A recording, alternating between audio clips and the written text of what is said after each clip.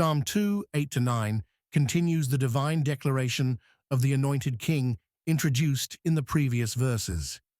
These words reveal both the scope of the Messiah's inheritance and the nature of his rule. Ask of me, and I shall give thee the heathen for thine inheritance, and the uttermost parts of the earth for thy possession. Thou shalt break them with a rod of iron. Thou shalt dash them in pieces like a potter's vessel. The passage opens with divine invitation. Ask of me establishes a relationship of dependence between the Son and the Father. Despite the Son's exalted position, he receives his kingdom through petition. This reflects the perfect communion within the divine Trinity. Authority flows from relationship rather than conquest. This invitation carries echoes of Solomon's experience.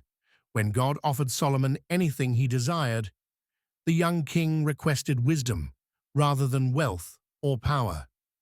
God responded by giving him not only wisdom, but also the riches and honor he hadn't requested. Similarly, the Messiah's inheritance exceeds all expectations. The scope of this inheritance proves staggering. It includes the heathen and the uttermost parts of the earth. This universal dominion stands in stark contrast to the limited territories of human kings. While human monarchs war to expand their borders, God promises his Son the entire world. The language recalls God's original commission to humanity in Genesis 1:28 to replenish the earth and subdue it. What humanity failed to accomplish through rebellion, the Messiah will fulfill through his perfect obedience. Verse 9 shifts from inheritance to governance. The imagery turns severe. Thou shalt break them with a rod of iron. Thou shalt dash them in pieces like a potter's vessel. The rod of iron represents unyielding authority. Unlike wooden staffs that might bend or break, iron remains rigid. This symbolizes a rule that cannot be corrupted, compromised, or overthrown. The comparison to shattering pottery emphasizes the fragility of human power structures when confronted with divine authority. Clay vessels, once broken, cannot be repaired. They become shattered. This vivid metaphor underscores the finality of God's judgment against persistent rebellion. For Christians, these verses find their ultimate fulfillment in Jesus Christ. The New Testament applies this psalm to him.